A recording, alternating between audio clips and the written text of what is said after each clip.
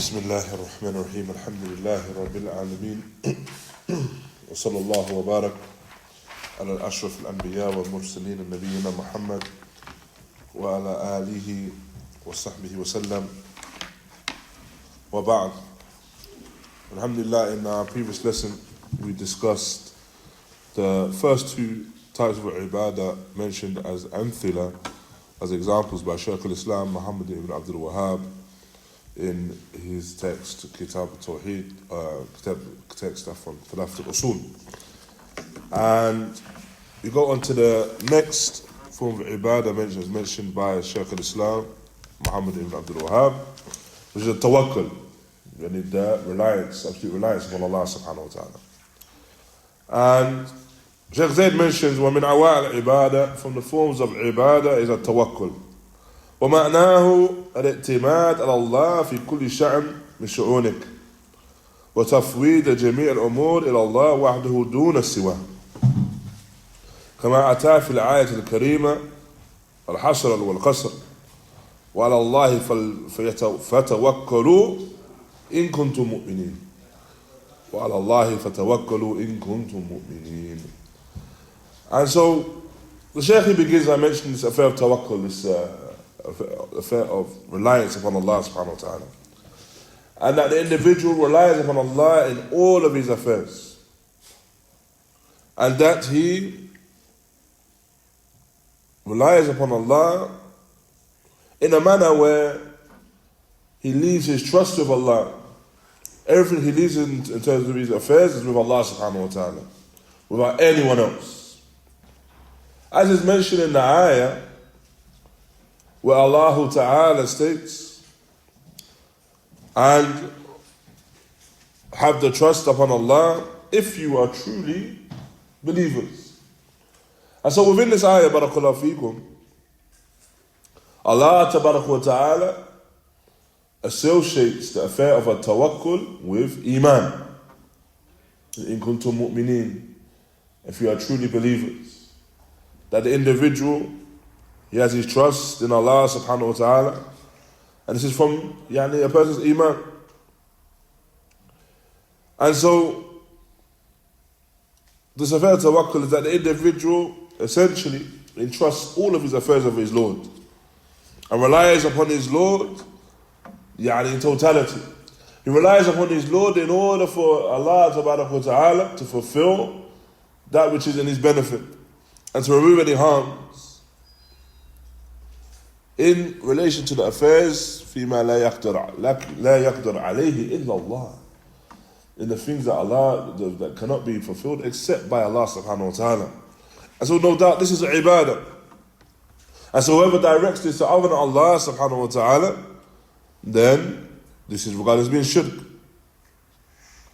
As for al-i'timad, ما يسمى بالاعتماد على غير بالأحياء فيما يقدر عليه من التسبب المباح في قضاء الحاجة أو دفع القربة أو تنفيس الهم وغم في حدود ما يقدر عليه الإنسان، فهذا لا محظور فيه إذا أنزلته بغير الله تبارك وتعالى.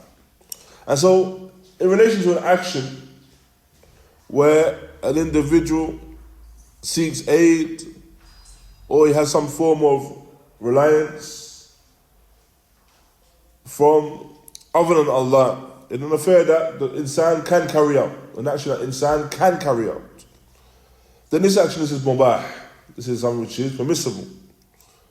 If they need someone to help them in fulfilling a need or removing a hardship, or to bring about ease when it comes to grief and sorrow, or ease when it comes to the affair of a person's anxieties.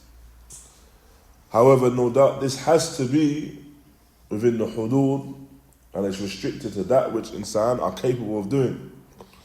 Then if this is done, then this is something which is permissible, and there's no tahrim in that regard. It's not regarded as being haram. It's not impermissible if this is sought from other than Allah. And so Shaykh Fawzan elaborates further of this point as well. where he mentions that there's a difference, there's a farq between at-tawakkul wa tawakkul. At-tawakkul wa tawakkul, yani tawakkul, ta, waw, kaf, lam, wa tawakkul, ta, waw, alif, kaf, lam. This tawakkul is his absolute form of reliance. His tawakkul is lillah, the absolute reliance upon Allah. They rely upon your Lord to fulfill your needs. This is tawakkul on Allah. What tawakkul? At-tawakkul is the reliance. The tawakkul is when a person entrusts an action to another individual. So in relation to a tawakkul, it could be a case where a person entrusts another person to fulfill a task for them. And in this regard, فَلَا بَأْسَ. For example, if you entrust a person to look for a house for you, for example, to the extent that the person is referred to as a wakil, or in English an agent. Now, so they take agency, and they take the responsibility of fulfilling a need for you. And so,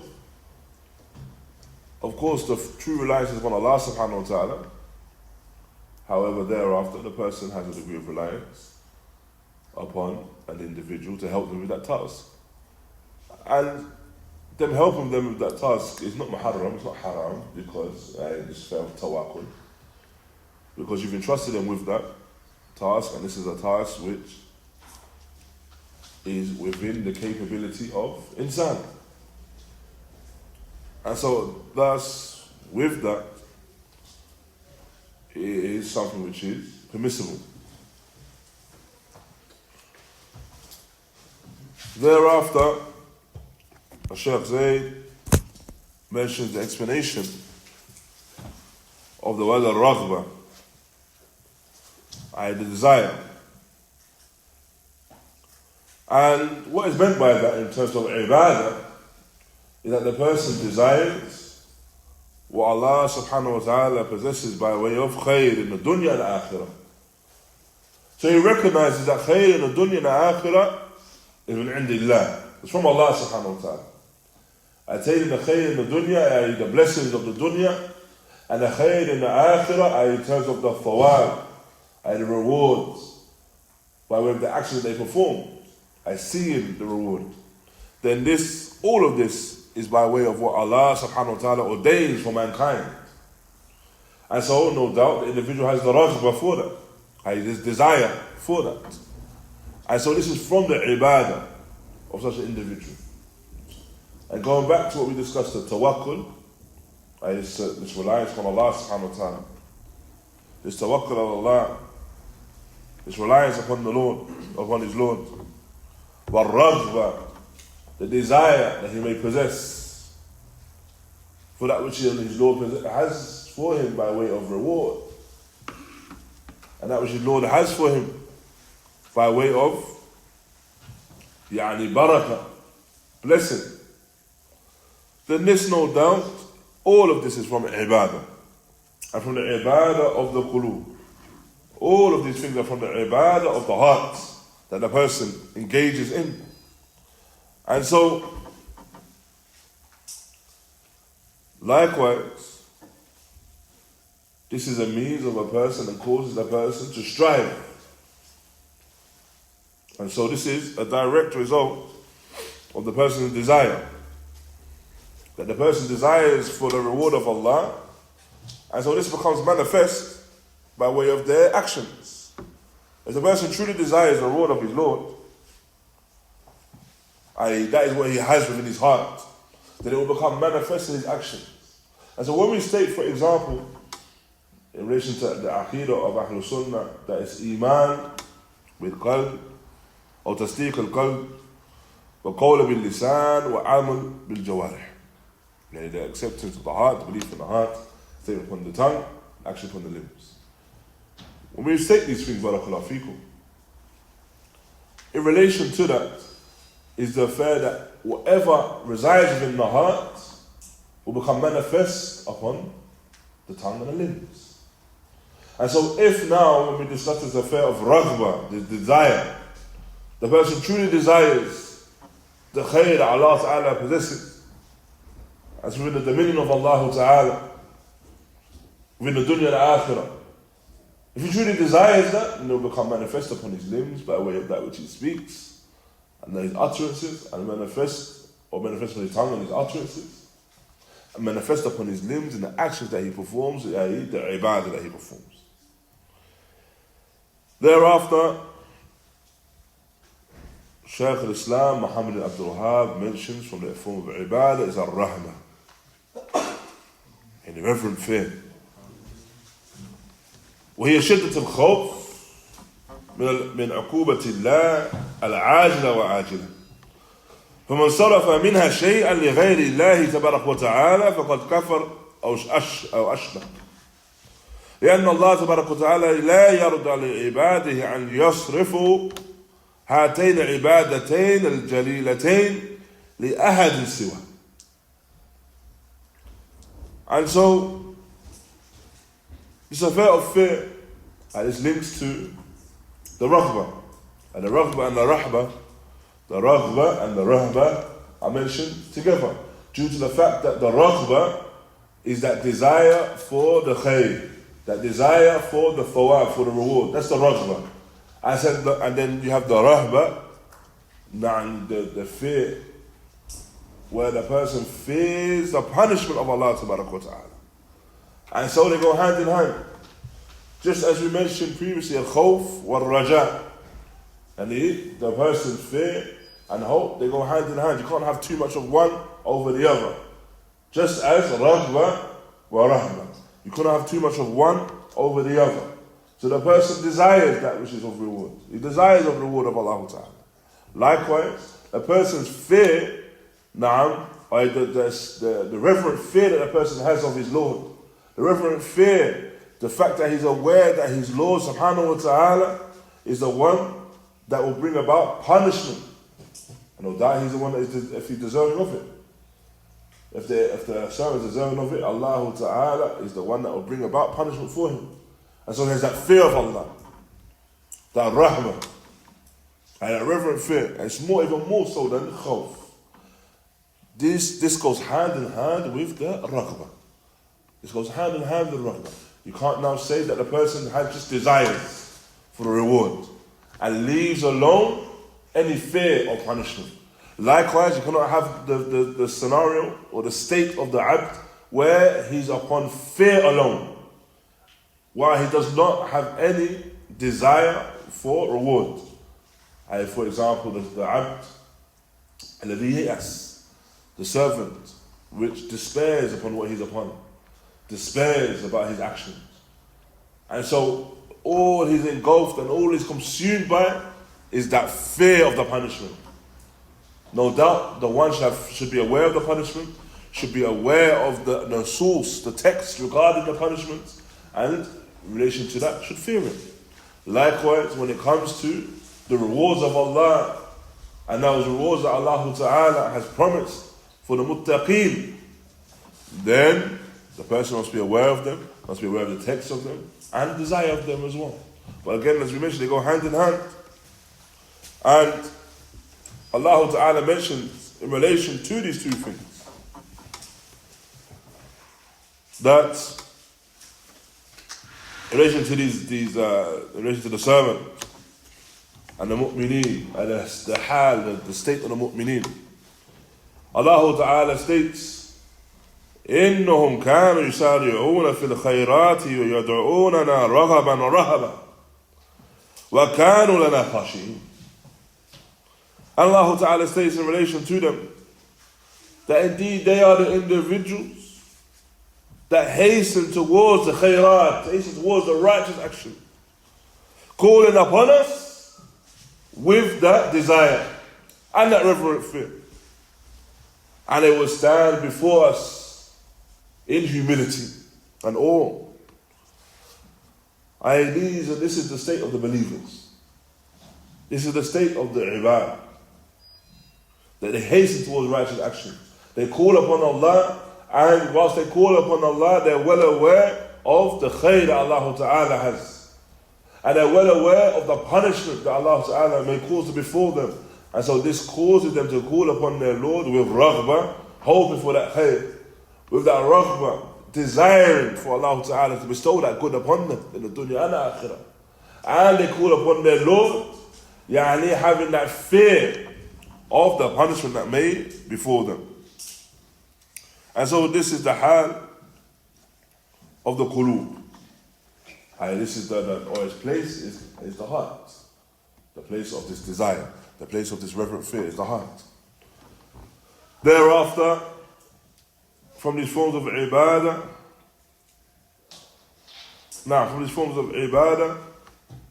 Shaykh al-Islām, Muḥammad Abdul Hakeem also mentioned the khushūʿ and khashyah, the person's humility and their awe in relation to Allah subhanahu wa ta'ala.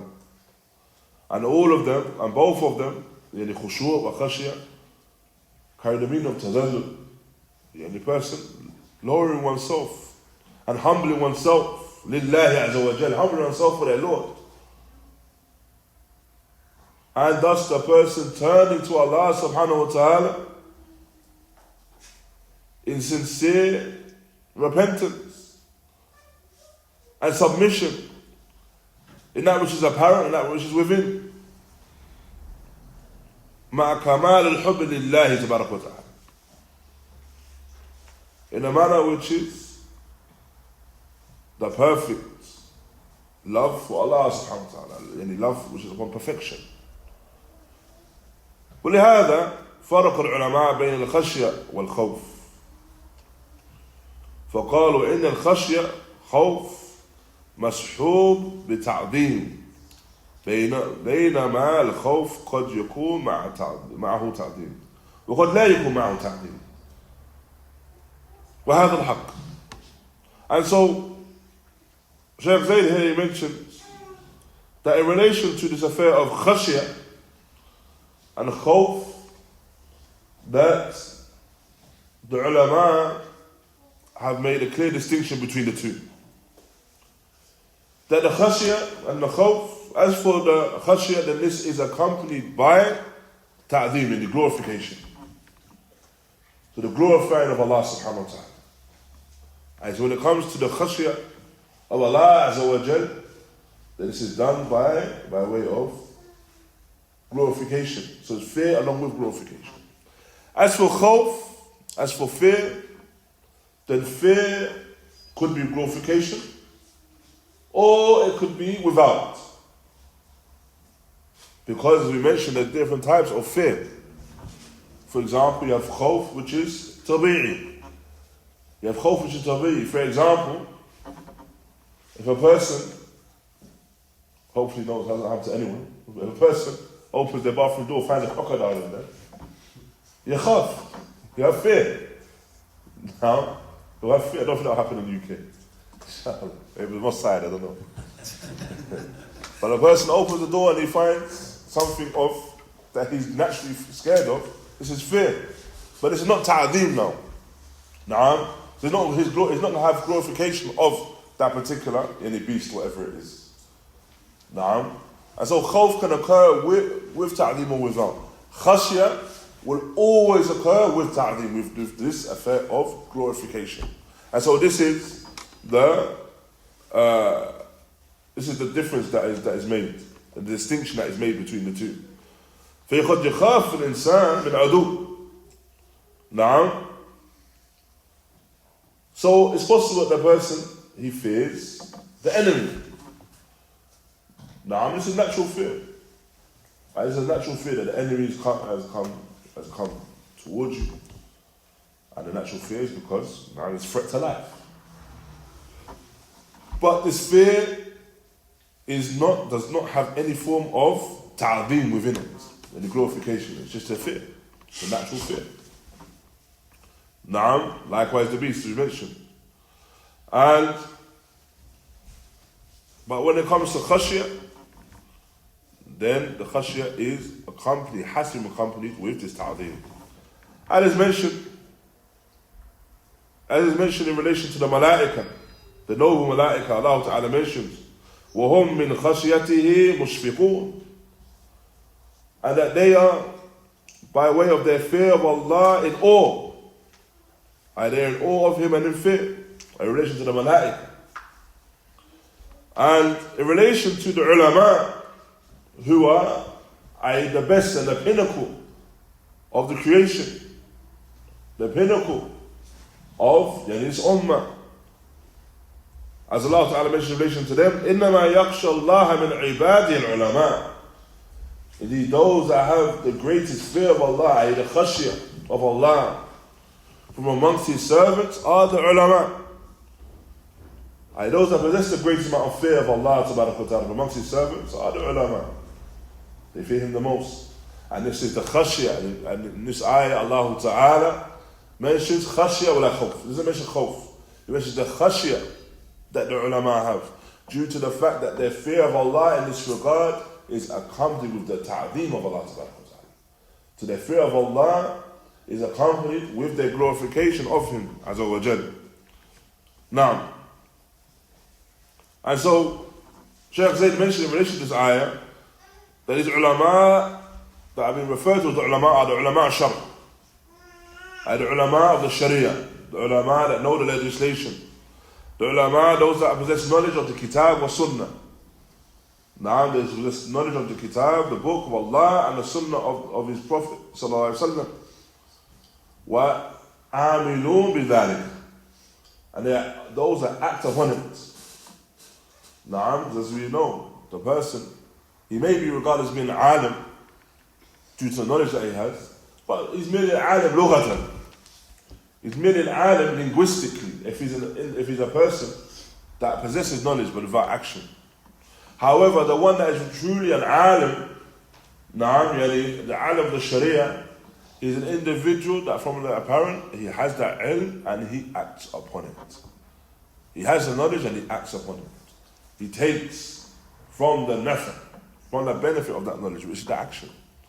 And so, when Allah Ta'ala mentions the khashyah of the ulama, the khashyah of the ulama, this fear of the ulama that they have, and this awe that they have for Allah Ta'ala, is a direct result of that ilm that they have, and they're acting upon that knowledge.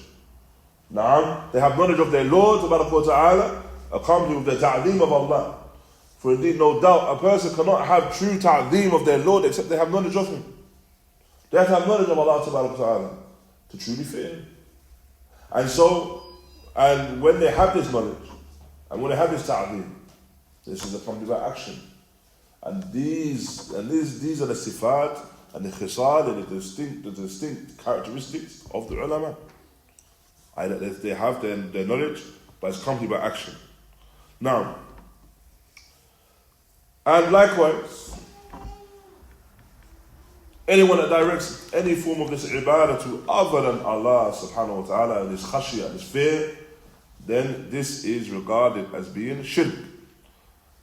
And Allah Azza wa Jalla has warned us against that by way of His statement, فَلَا تَخْشَوْهُمْ وَخْشَوْهُمْ. I do not fear them, but fear me. Thereafter, Shaykh al-Islām Muḥammad ibn Abdul Wahhāb, he mentions the action of al-Inābah. He mentions the action of Inābah, the ibadah of Inābah. You generally understand to be the individual submitting to Allah subhanahu wa ta'ala. And so, this Inābah is individual returning to Allah ta'ala at every moment within the moments of his life. And this is due to the fact that the true believer لا يرى نفسه إلا مقصرا مهما بذل من جهل في طاعة الله لعظم نعم الله عليه وكثرتها. And so the believer in reality, he does not see himself except that he's an individual that has that he has deficiency. He's well aware of his own deficiencies.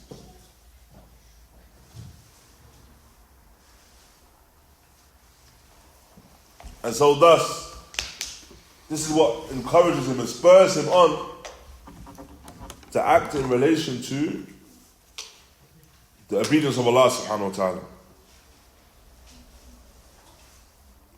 And this is due to the fact that he's well aware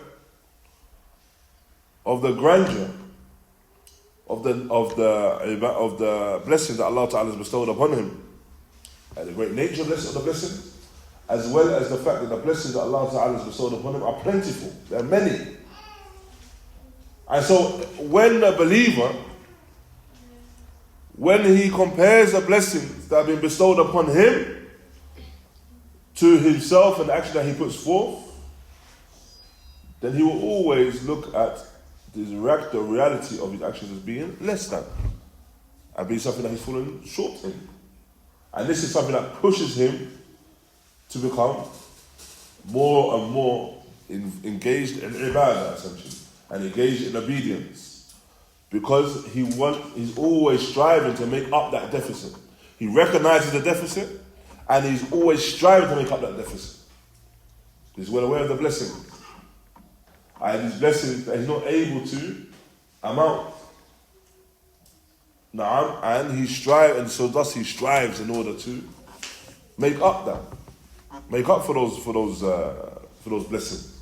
And so thus, no doubt, what we understand from this as well is that the believer, it's not upon the believer to be in a state of self-amazement, or the believer to be in any state where he becomes complacent.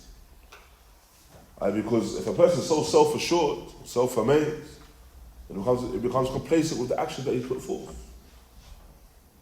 If a person believes, or the shaitan deceives the individual to believe that which he's putting forth are actions that are maqboolah, are accepted, then no doubt this is from the wasawis of the shayateen that would encourage the person to leave off other righteous actions. But however, if the person is an individual, the servant, that's reflective upon his actions, but reflects upon his actions in light of the blessings that have been bestowed upon him, then he's always going to be striving, always going to be an individual that strives in order to perform righteous actions. Now, and so thus, Shaykh Zayd also mentions that this Inābah, in its reality, is Tawbah. So Inābah and Tawbah can be regarded as being one and the same. The Inābah and Tawbah can be regarded as being one and the same. Why? Because within the Inābah, the person submitting and returning back to his Lord on a constant basis, within this action, the person fulfills the shurūt of the Tawbah. The person fulfills all of the conditions of the Tawbah. Now, for example, the tark al-ma'siyah. So the person leaves off actions of disobedience. وَنَدَمْ عَلَى مَا سَلَفْ مِنَ التَّقْصِيرِ. And he regrets that which has passed previously, or that which has occurred from him falling short. وَنَبْذَ الْغَفْلَةِ وَالْعَزَمْ عَلَى مَا وَالْعَزَمْ عَلى فِعْلِ الطَّاعَةِ وَعَدَمَ الْعَوْدَةِ إِلَى فِعْلِ الْمَعْصِيَةِ. And the person has that desire, no doubt. The person has that desire to fulfill actions of obedience and not to return to actions of disobedience. And these, no doubt, are the same conditions of Tawbah. And so these same conditions of Tawbah are also present when the person submits to his Lord in his Inābah. In relation to Inābah, then this is the same affair and the same conditions. Wallahu ta'ala a'lam. Thereafter we have al-istiʿānah.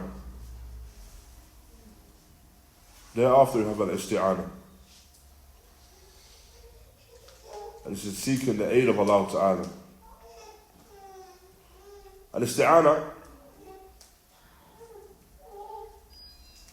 is from the action of ibadah التي لا يجوز أن تصرف إلا إلى غير الله. I seek an aid. I seek an aid المخلوق فيما لا يقدر عليه إلا الله. So seeking aid of the creation is something that cannot be fulfilled except by Allah.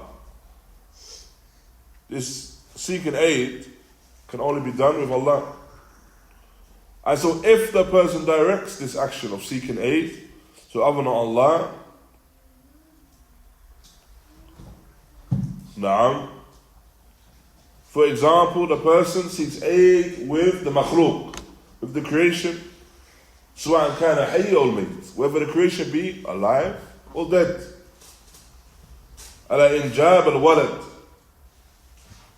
والجلب الرزق ودفع المرض إلى غير ذلك مما لا يقدر عليه إلا الله, كما يفعله المشركون والوثنيون إن كانوا يعيشون بين أظهر المسلمين. فهذا الشرك الأكبر. And so when the person, for example, he seeks aid with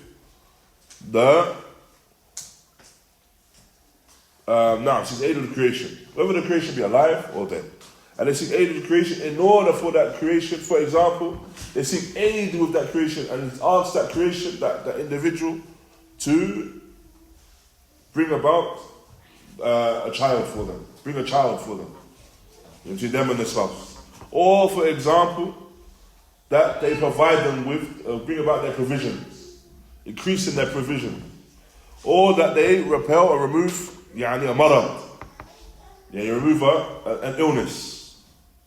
And other than that, in all of these things that cannot be done except with the permission of Allah, as the actions that are done by the mushrikun and the wathaniyun, those that are the idol worshippers. Even if they are those that live amongst the Muslims, i.e. those that ascribe to Islam, now, then this action is shirk akbar. If we were to go back now on the things that are mentioned by the Shaykh, by Shaykh Zayd, he mentions these examples of actions that are actions that cannot be fulfilled except by Allah. So, for example, now the bringing about the conceiving of a child. Now, does this now mean that the person cannot go to the doctor and seek aid in terms of the asbab when it comes to conceiving a child?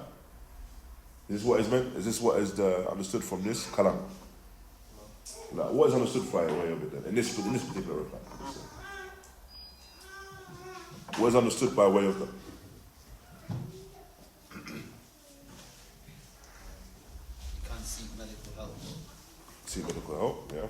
You don't believe that the doctor is going to be the cause of you having a child. Now, essentially, you can seek the means for any action.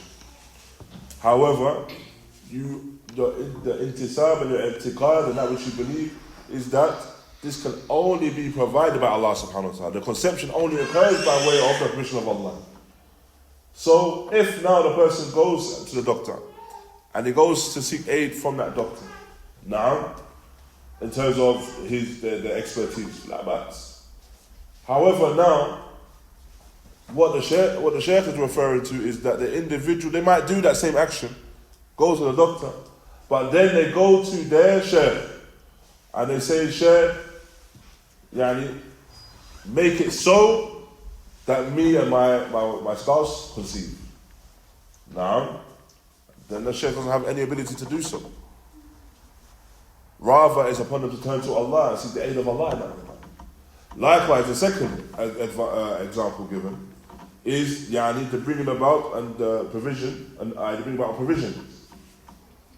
No doubt the person goes out and seeks the means in provision. All of these examples are not about the means. The example is about the asl of this particular maslahah, this particular benefit. So the person seeks the means in terms of their rizq, for like that. So of course, the person has to seek the means. However, it's not a case now that they go to someone that they regard as being pious, or they go to an idol and they ask the idol to aid them in increasing them in their rizq. Now, rather they can seek the means, but they can't go to the idol or go to the one that they direct their worship towards, other than Allah tabarak wa ta'ala, to increase them in their rizq. وَكَذَا, the final example in terms of the repelling and the cure of an illness. If a person in particular has an illness, then we do not now say that due to this kalam, that the person cannot now go to the doctor now in order to have an illness diagnosed, or in order for the doctor to help with the cure for that. However, the cure in reality is with Allah subhanahu wa ta'ala. If Allah ta'ala ordains for that person to be cured, then they'll be cured. If Allah ta'ala ordains that this person will not be cured, they will not be cured. And so it's upon them to seek aid in Allah ta'ala. Na'am, first and foremost with all of these things. And all of these things do not negate that the person seeks the means, any dunyawi means, in order to aid them in a particular affair. However, this does not now mean that the person goes to other than Allah ta'ala in order for these things to be fulfilled. Now, and the proof for this particular act of ibadah is the statement of Allah ta'ala, a statement that we state every day, at least 17 times a day. إِيَّاكَ نَعْبُدُ وَإِيَّاكَ نَسْتَعِينُ. To you we direct our worship, and to you we seek aid. We worship Allah ta'ala alone. We do not direct any ibadah except to you, O Allah.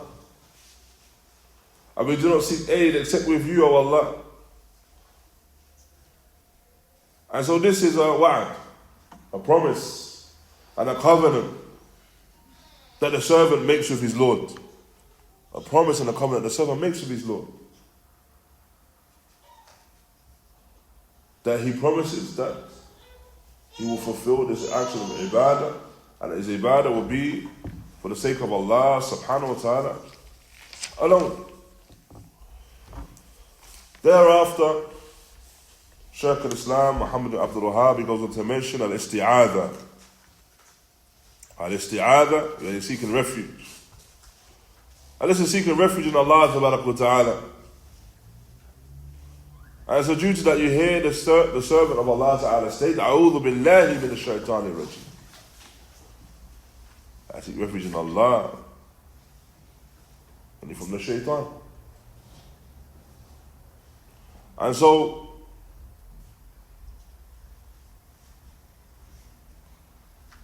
this is a particular dua, supplication of the servant, where he mentioned that I seek refuge in Allah, I turn to Allah and I seek His refuge.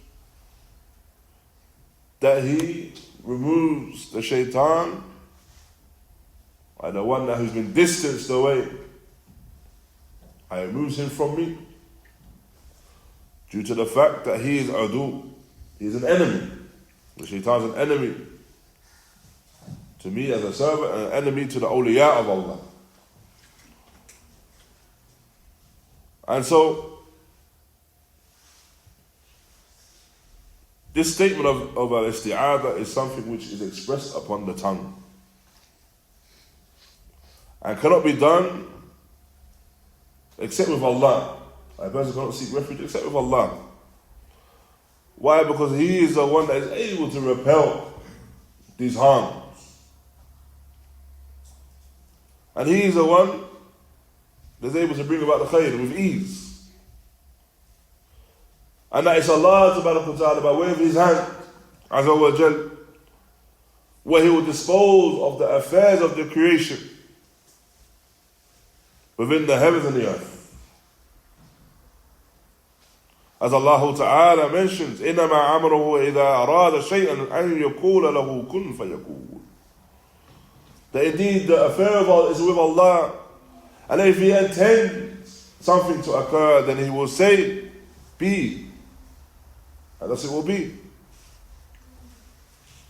And so, whoever seeks refuge in other than Allah, to remove a particular harm, it's something that cannot be done except by Allah, then again this person has fallen into shirk. He's associated shirk with Allah, associated partners with Allah subhanahu wa ta'ala. The next form of ibadah mentioned by Shaykh al-Islām Muḥammad ibn Abdul Wahhāb is al-Istighāthah. Next form of ibadah is al-Istighāthah. And this is the seeking of the aid. However, seeking of the aid in terms of a hal al-shiddah, in terms of a scenario when an individual is in great hardship and in great need. And again, this cannot be done except with Allah. And seeking the aid in other than Allah cannot be done when it comes to the affairs that can only be fulfilled by Allah subhanahu wa ta'ala. And so thus, with istighāthah and isti'ānah together, then when it comes to seeking the aid of other than Allah, then we say that there are conditions. There are conditions. The first of those conditions is that it has to be something which that you're seeking aid that the person is able to do, is in the capacity of mankind to fulfill. So when you're seeking aid to someone, has to be فيما يقدر عليه الإنسان. فيما يقدر عليه الإنسان.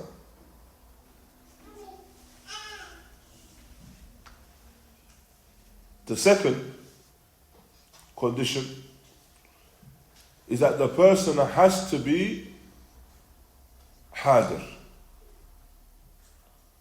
The person has to be present. The second condition is the person has to be present.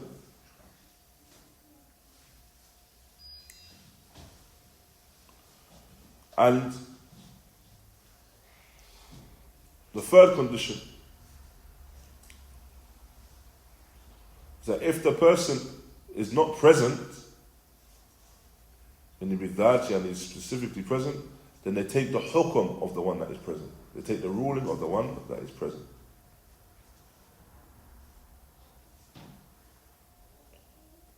So essentially you have two conditions, but you have the third in absence of the second.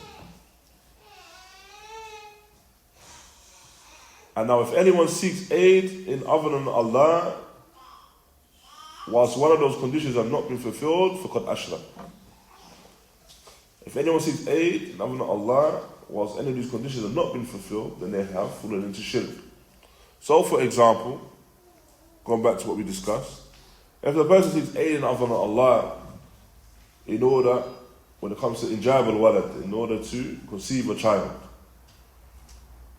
then this is something that is not within the capability of mankind. And so this now would be shirk.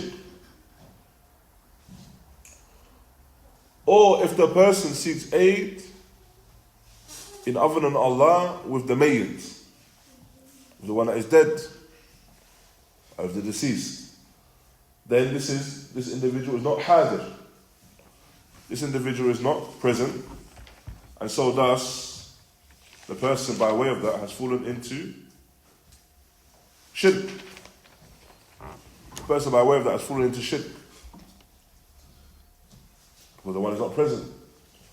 Just like as well, if the person seeks aid, for example, they're here in Britain, and then they seek aid with the one that they regard as being their shaykh or their saint in another land. Now, they seek aid with the one that they regard as being their saint in another land. But of course, this individual can't hear them, but they seek aid. Then, again, the person is not present, and this is again a shirk. When we have this third condition, referring to the one that is not present, however, takes the hukum, the ruling of the one that is present, then this is in relation to the one where there is a degree of communication. There's a means of communication. So, for example, in this day and age, communication is of great ease, where you can speak to someone on the telephone. And before this day and age, you can communicate by way of sending letters.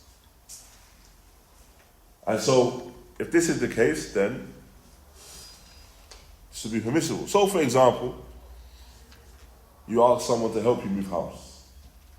Now, if you ask your friend to help you move house, I aid you with moving house, and you're with him physically, you directly ask him, now, then you fulfill these conditions. Because it's something that, of course, he can do as from insan, something which is physically possible, and he's hadr, and he's an individual that is present. And so, due to that, you take heed of that, and go forth. And it's not a case where the person has fallen into action of disobedience or shirk. Thereafter, you have the narration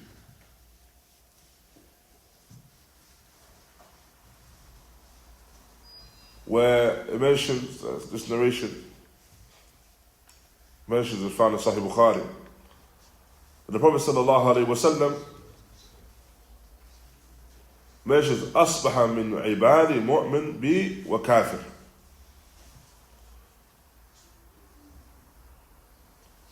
فأما من قال مطرنا بفضل الله ورحمته فذلك مؤمن بي وكافر بكوكب. وأما من قال مطرنا بنوع كذا وكذا فذلك كافر بي مؤمن بالكواكب. And so he mentioned sallallahu alaihi wasallam that the servants, when they wake up as a believer and a disbeliever. As for the one that states that we've been blessed with rain by way of the virtue of Allah and His mercy, then this individual is a believer in me. I relate to what Allah Ta'ala states. Is a believer in me. And a disbeliever in the kawkab, in the stars. And it's not attributed to a star. And as for the one that states that the rain has been bestowed upon us due to بنو كذا وكذا, due to the star, and he mentions the name of so and so and so and so, then this individual has disbelieved in me. I disbelieved in Allah whilst believing in the stars. Meaning that they've attributed this affair of the rain to the stars. That is the rain and sending forth this blessing, they've attributed it to the stars rather than Allah subhanahu wa ta'ala. And so these blessings and the sending forth of abundant rain from other than Allah, if these blessings are ascribed to other than Allah, and then this seeking of this abundant rain is sought to other from other than Allah, then this is from the greatest forms of shirk, which have been warned against by way of the Quran. And so this is the affair of al-Istighāthah. The next form of ibadah mentioned by the Shaykh is al-Dhabh, meaning slaughtering. And no doubt the dhabh in the slaughtering is a slaughtering which is for Allah. And so a slaughter can be done for different reasons. You have a slaughter which is regarded as being ibadah. Na'am. The slaughter which is ibadah, action of ibadah, and it's in accordance with Tawheed. Likewise, you have a slaughter which is shirk. You have a slaughter which is in accordance with the sunnah, and you have a slaughter which is bid'ah. Naam. And you have a slaughter which is regarded as being an ādah, and that which is mubah, permissible.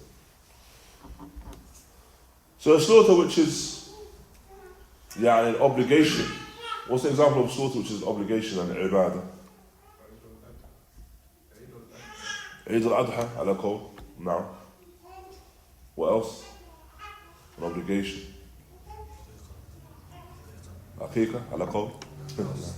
The aqiqah now. What else? Something close to Eid al-Adha.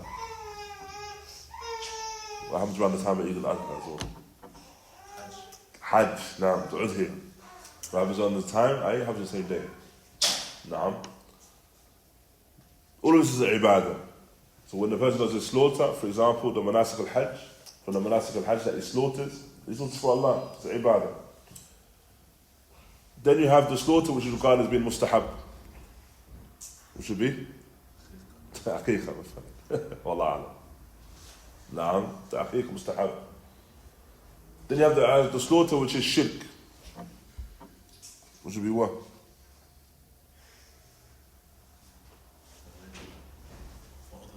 Naam. Slaughter for other than Allah. Where you find the actions of some of the mushrikeen. They may slaughter for one of the jinn, for example, or slaughter for an idol, hoping that this particular sacrifice is done in order to seek nearness to the idol, the shirk. Naam. And you have slaughter which is bid'ah, which would be what? A slaughter for a manasabah, for an event which is an innovation in of itself. For example, the mawlid. Naam. And they have a slaughter which is mubah, which is permissible. For example, what? To eat from. Now, or if a guest come and you slaughter, in order to feed the guest. And so each and every one of these are in relation to the slaughter itself. So you have a slaughter that is an obligation, slaughter which is mustahab. You have a slaughter which is shirk, a slaughter which is bid'ah, and a slaughter which is permissible. Each and every one of those. And the reality is that the slaughter which is done, I know that has to be done, lillah, and the blood is spilled, lillah. And so the person cannot now make the slaughter for other than Allah. Going on to mention this affair of the guest, slaughtering for the guest, and this is something which is praiseworthy as long as the person, of course, slaughters, mention the name of Allah. And the proof for that is the statement of the Messenger of Allah sallallahu alaihi wasallam: وَمَنْ كَانَ يُؤْمِنُ بِاللَّهِ وَالْيَوْمِ الْآخِرِ فَلْيُكْرِمِ الضَّيْفَ ضَيْفَهُ. That whoever believes in Allah and the last day, then let him honor his guest. And so, this honoring of a guest is something which is not only from the Sunnah of the Messenger of Allah sallallahu alaihi wasallam, but is also attributed to Iman. It's attributed to the Iman of the servant. Whoever believes in Allah and the last day, then let them honor the guest. And likewise, it's mentioned from being from the Sunnah of Ibrahim alayhi salam. As Allah Ta'ala mentions, فَرَاغَ إِلَىٰ أَهْلِهِ فَجَاءَ بِعِجْلٍ سَمِينٍ. And so he looked to his family, referring to Ibrahim alayhi salam, and came with a roasted calf. Now, and so Shaykh Zayd mentions here, ولهذا يقول العلماء إن الواجب على القادر إذا نزل به ضيف أن يكرمه بالذبيحة إن كان قادرا. نعم. And so he mentions, raḥimahullāh, some of the speech of the ulama, that some of the ulama, they mention that if the person has the ability, based upon these texts that we mentioned about the dayf, the guest, that if the person has the ability then if the guest comes and enters upon them, that it's obligatory for them to slaughter, in order to honor them, slaughter and feed them from that slaughter. And so far as the nusuk, in the rites and the rituals of Hajj, and this is ibadah. And so this cannot be directed to other than Allah subhanahu wa ta'ala. Thereafter, we have the final form of ibadah mentioned here by Shaykh al-Islām. Mentioned by Shaykh al-Islām, Muḥammad Abdul Wahhāb, which is al-Nadhr, and the vow. Then the person makes a vow. And this is ibadah. No doubt this vow that the person makes is an action of ibadah as well. And irrespective of whatever it is, once the person makes the vow, he cannot vow to other than Allah subhanahu wa ta'ala. Whether it be the person makes a vow for fasting, or for min hajj, or the person makes a vow to do i'tikaf. Now, whatever it may be, then all of this is regarded as being ibadah. And so it's not permissible that the person directs that to other than Allah. Now, so the person must make that vow to Allah Ta'ala. If the person now makes a vow which is muqayyad and is restricted, then this is regarded as being makruh. What we mean by restricted is that the person makes a vow and it is conditional. And so the Nabi alayhi salatu wasalam mentions, Inna nadhr la ya'ti bi khayr, innama yustakhraj bihi min al-bakhil. And so he mentions that this particular vow doesn't come with any good. Rather, what happens, the person does not make this vow, a particular vow like this, except for the one that's bakhil, the one that's stingy. The person in reality, they want something, and so they make it conditional. So they'll say, for example, that their child's sick. And they say that if Allah Ta'ala cures my child, then I will fast 3 days. So they make a condition upon that. So the Messenger of Allah sallallahu alaihi wasallam, he referred to such an individual as the bakhil, the stingy one. Because the individual in this regard, they are bakhil in relation to their ibadah, their deeds. And to the extent that they seek to make a covenant with Allah and a trade with Allah, that I'll do these righteous actions if you bestow this upon me. When rather, the individual should do the righteous action anyway.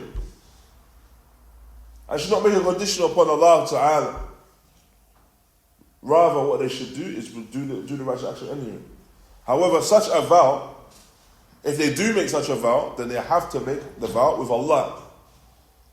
If they make such a vow, even though it's makruh, even though it's disliked, if they make such a vow, then that vow, if they make it with other than Allah, then it's no longer makruh, but it's haram. Bal shirk. Na'am, it's an action of shirk. And this essentially,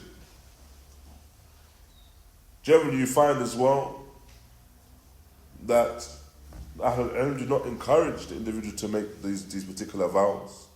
Because when a person makes that vow, then he's made something incumbent upon himself. When we're talking about the vow that the person makes, the nadhr, they were referring to the vow that the person makes in relation to something that wasn't an obligation upon themselves, and they made it binding upon themselves now. Now, if they made that vow to do a particular action, they made it binding upon themselves. So, for example, the person states, for example, I'm going to fast for the next X amount of weeks, 6 weeks, Mondays and Thursdays, and they make that vow to do so. Before it's mustahab. If they did it, فلا بأس. If they did it, يعني فخير يعني. There's khayr for them. If they didn't do it, فلا بأس. There's no harm upon them, no sin upon them. But now they've made it binding upon themselves. And so the person, rather than what is better, is that the person embarks upon ibadah without making it binding upon himself and bringing any form of mashaqqa upon himself. And even worse if he makes it conditional upon something else. And Allah subhanahu wa ta'ala knows best. And inshallah, we'll conclude here. Wallahu a'lam. And go on to mention some of the nusus, some of the text in relation to these forms of ibadah in our next lesson. Inshallah. Barakallahu feekum. Wa jazakum Allahu khayra. Wa sallallahu wa baraka ala nabiyyina Muḥammad wa ala alihi wa sahbihi wa sallam.